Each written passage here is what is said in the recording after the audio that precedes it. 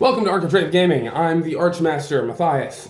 So this is a D&D channel dedicated to telling you all the crazy ideas both for gameplay, like, fixing D&D, and world building, fixing Forgotten Realms, basically completely destroying both and remaking them anew. And so, yeah, you can take these ideas and apply them to your own game if you want, in your own world, or you can just fund me. And I can make my own game system and my own world setting guide and whatnot, and give them to you that way because it's super mega awesome. It's the next evolution of fantasy world building. And it's a pretty good improvement of the most popular tabletop adventure game right now. So anyway, this video is going to be random, what's it called? World building ideas and whatnot. I think I'm talking too fast. Anyway, this is an idea. The title is Glow Softly When Approached, but really the concept is, say you're walking up to some wizard's tower, and there's like this green stone on the door, and as you walk up, it starts glowing as you approached it. The actual idea there is things in the environment being activated by specific circumstances. It's stuff that you wouldn't normally think. You think, oh, you have to touch it, or you have to click a button, or say a word, or whatnot, but things can be activated by many other circumstances. It can just be approaching it. It's not even about the movement itself. You can say, oh yeah, you moved toward the thing and you stepped on the pressure plate. No, it's not about any specific singular thing that happened. It's about a process. Things can be activated through processes instead of through events. A specific thing didn't happen.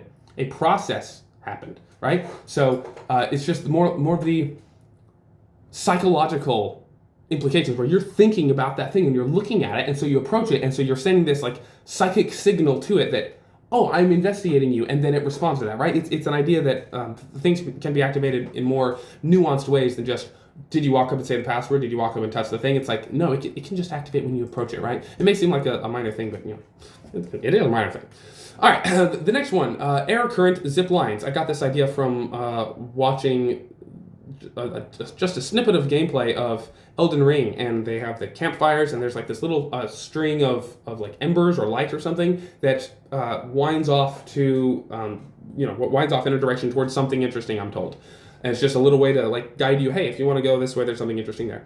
And I just saw it like floating. It's not very high. It's like 10 feet off the ground or 20 or something. But it's just kind of floating out. It's like, what if that was a zip line, like air, like elemental air? And so you can like throw a little gauntlet or a magic item or something. You can just like grab on the zip line and just like zoom on it. Like that's a cool idea. Of course, it probably works better in a visual medium like a video game where you can actually like zip line and movement and stuff matters, but you can use it in tabletop. You can say, hey, here's your battle map in front of you, and you just like draw a line, like hey, from here to here is the zip line. It doesn't even have to be a line on the ground. It can just be 2 points. You can like, here's a zip line. If you're if you're within 5 feet of this line, you can grapple the zip line and fly either way, then jump off at any time, right? Just a little thing to increase mobility. It can be like super high up or low. So if you're too high up, then maybe you have to like have feather fall or something to not fall, or you have to land on a raised surface, or maybe it automatically gives you feather fall if you're like super attuned to air or something. But yeah, just air zip lines in combat, in travel. It's like, hey, let's go look for an air zip line, right? It's cool. It's almost the idea that there are trees and whatnot, and you can like jump through a hole in the tree and like travel on the roots and appear in another tree somewhere. It's like, yeah, it doesn't technically make sense, but like it's a fantasy world. Or there are like certain caves and stuff where it's like these little like vacuum tube holes in the earth. So you jump in one and it just there's like some kind of air suction current or something. So you jump through and the ground just kind of like your esophagus grips food and pushes it down, right? It can be the ground just kind of grips and pushes you on, and you travel that way, right? You can use this in combat during exploration and travel, and you can build into the world with all the world building, and how does the kingdom work? How does the travel work? How does all this stuff? It's just a cool idea, like let's use elemental magic and stuff more instead of just, yeah, the ground is there for you to walk on and the air is there for you to just never look at, never pay any attention to because it's boring. Like, no, what if there's zip lines in the air? It's really cool, and you can think about where do these zip lines go to and from? Why are they there?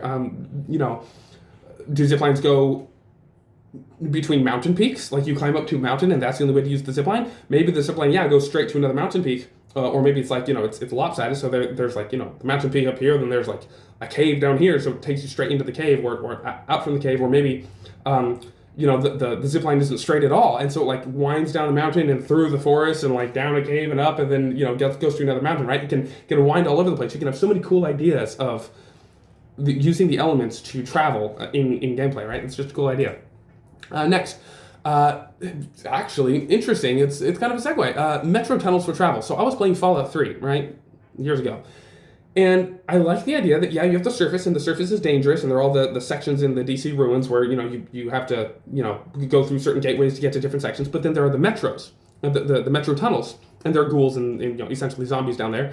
But they help you essentially fast travel. You have to actually go down into the metro tunnel and walk through the whole thing and get on the other side. But you just traversed a major part of the city, and you didn't have to go on the surface and fight the super mutants and do all that stuff. Like, it's really scary on the surface in DC, right? So you can just go down into a metro tunnel and appear somewhere else.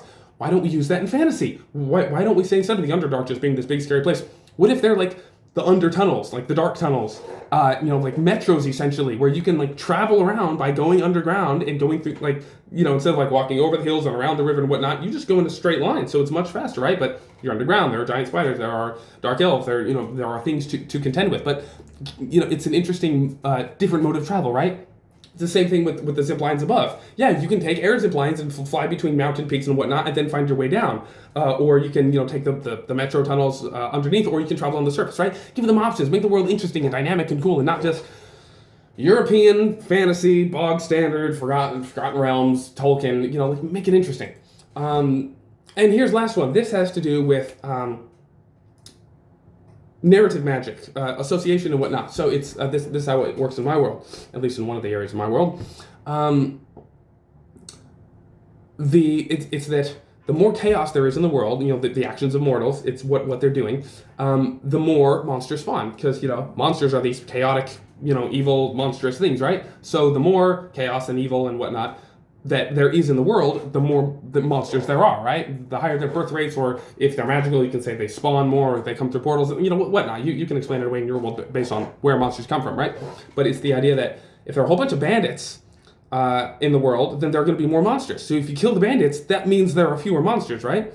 If one nation falls into lawlessness and they have an anarchy and they overthrow their good, wholesome king, and or something like that, then more monsters are just going to spawn in the area. Maybe monsters spawn in the city and they're coming up through the sewer grates and they appear under the bed, right? You can have all sorts of ways for them to get around. But yeah, just the idea that your actions and the actions of everyone around you in the world affects more things than just the action itself. It's so boring when you just take a single action. It's like, oh yeah, I killed someone. Oh well, he died. It's like, no, how about he died and now the sun rises an hour later because there was a foul murder in the temple. It's like, let's make other things affect other things. It makes it a fantasy world. It makes it fantastic and not just the same old boring thing. Anyway, that's it. Please like and subscribe. Feed the algorithm. There's a $5 Patreon link in the description if you want to fund me making all this stuff full time, so I can finally quit my job and actually do the stuff I like doing.